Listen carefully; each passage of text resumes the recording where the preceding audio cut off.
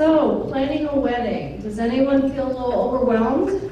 Or do you feel excited? Do you feel a little bold? I'm just really excited to share with you about planning. I have about 20 years in planning, event planning, and weddings. And I know I've seen the struggles. I was one of those brides because I was in the event industry at the time working for Marriott.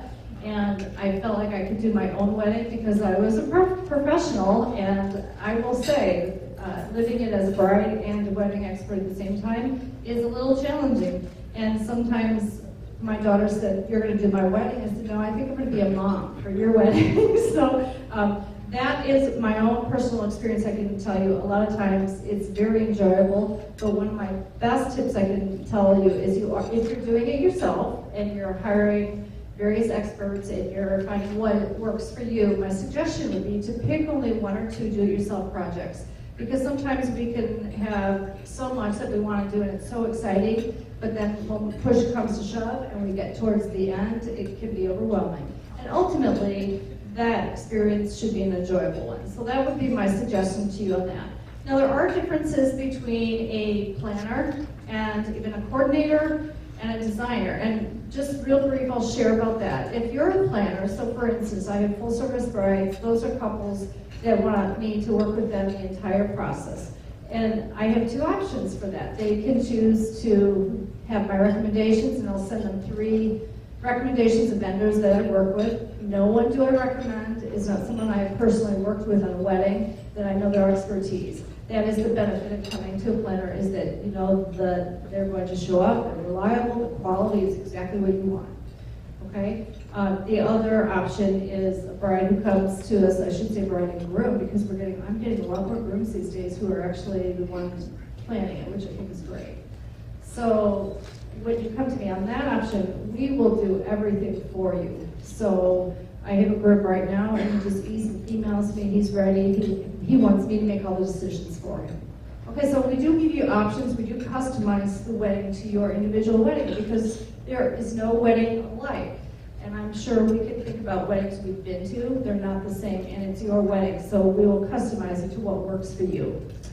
The next thing is a wedding coordinator, and I believe that Eaglebrook would be an example. So you would have someone that will help you on the day of your wedding. Their primary responsibility is going to be at the venue. So it's going to be making sure the food is the way you want, making sure we have that room layout, how many tables do we need, do we want that photo booth inside the room, or is it not going to work, or will you put it outside the room? Is the bar going to be set up the way you want? So their expertise and their assistance as a coordinator is not to work with you on all the other vendors. It's to help you with their role, which is at their property. Okay? And then the last one would be what I call the event designer and decor setup. So for instance, if you're a bride and you are enjoying planning it up to now, but you know and recognize that on the day of your wedding, you're not going to want to set up for maybe 100 guests, 200 guests. When's the last time we've had 100 guests in our house?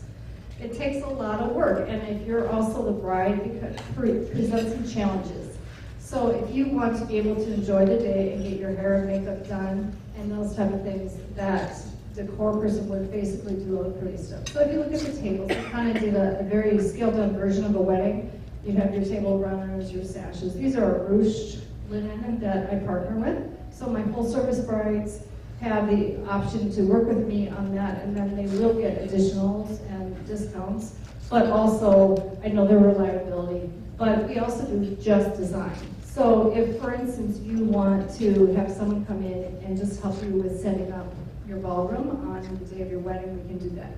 If it's just your ceremony, we do that. And sometimes a designer might actually help you with the inspiration board, coming up with your theme that you want to carry through, and sometimes you know right in your head what you want to do, and we'll help you from that point with the florals. We partner with a great florist over here, and then we also work with a great invitation company in the back there. So we do partner together and work together to best of you. So those are the differences between the 3. I'm just going to give you a few tips about some rental ideas and thoughts I have that I can share with you. And then lastly, I'm going to just do a little humorous story, actually, and tell you what your wedding day might be without a coordinator. In no way is it meant to tell you should have a coordinator, but it's just sort of a humorous experience that one of my brides kind of wrote up for me. Okay, so when you're looking at your table, your linens, basically if you're taking that table and you look at this table, 60 round, and you want to do that to the floor, you want to double that. Okay, so if you're looking at 120, sometimes you want additional inches on the side, you're going to then look at 133 and beyond. So I always suggest that make sure you know if you want an overlay would be another color on top of this tablecloth. So let's say one way you want to save money might be the rentals and the tables and how much you're spending, and they're going to provide the white linens. Then maybe you want to add a little splash of color. So you want to get maybe an overlay, which is about a half size of this tablecloth, and it adds a little color to it. Or maybe you want to do a table runner, which is what we have on there now, and you can do all different patterns for that. So those are ways, table runners are a great way to save on your budget too. So if you're looking at a venue, maybe your overall venue expenses typically, 40-60% right off the bat is what you can count on. It really depends what your options are that you can add in. So the linens is one way we can help work with you to save. My rental company does include the sashes in the chair covers. There are companies that do not, and they charge you additional. So if you're looking at 200 guests, and if you're looking at $1.50 a sash, that can certainly add up. So those are extra things that you can find to save yourself money. Now, if you're looking at your table linens, you want to make sure what you choose does not clash with the room. So sometimes we go to the venue the first time and we're all excited. How many of you looked outside? I saw a few of you walk outside. Isn't it beautiful out there? Well, okay, so we come one time, we look at it, and we love it. So now we sign that agreement, and we're done. And when's the next time that we actually walk through and look at it? So my suggestion is make sure you go back to the venue and look at everything on the walls. Look at the color of the paint, the trim, the lighting, everything, so that when you're choosing your linens, we want to make sure it works well. I had one venue and a bride had, if you're looking at gold antique brass, and then you're choosing something that's going to clash with that, maybe it's a silver that's just completely different. So you want to make sure that everything flows in a way where it really matches the venue. So that's just one thing sometimes that gets overlooked, okay?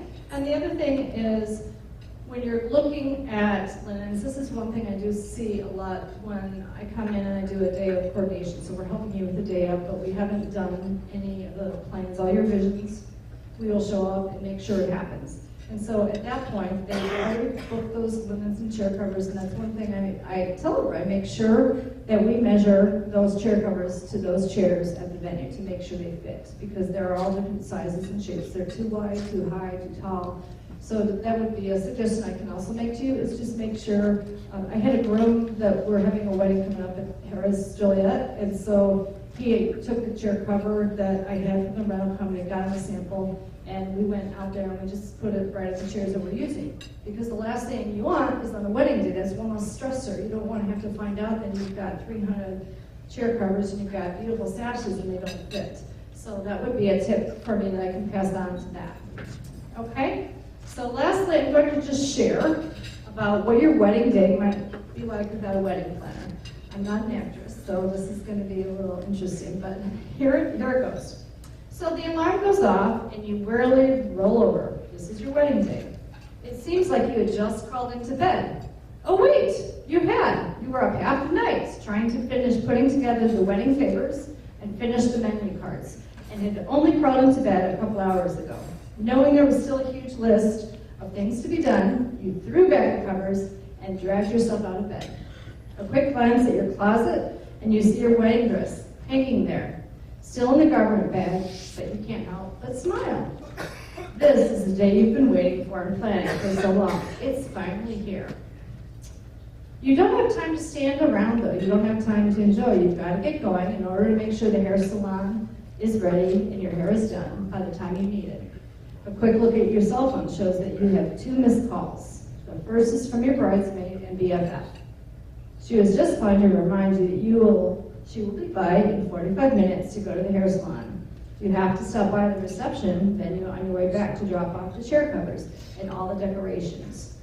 She couldn't do it the night before because the venue had a wedding the night before. She breaks the news that 2 of your friends who had promised to help out had to cancel. She's looking for replacements, but asks if you know anyone else who may be able to set up the decor. Looks like you're going to be tying some chair covers and sashes after your hair appointment. The second message is from the DJ. No offense to DJs, this is by any means. He's just clarifying the time and location, but the time he's mentioning is all wrong. You can't set up then. Oh wait, you remember, you forgot to send a timeline. Wait, you don't know what a timeline is. The cocktail reception. Oh yes, now you remember. You need all the details.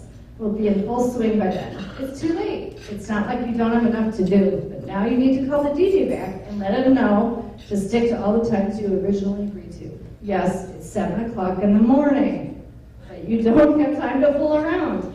You push redial, only to go straight to voicemail.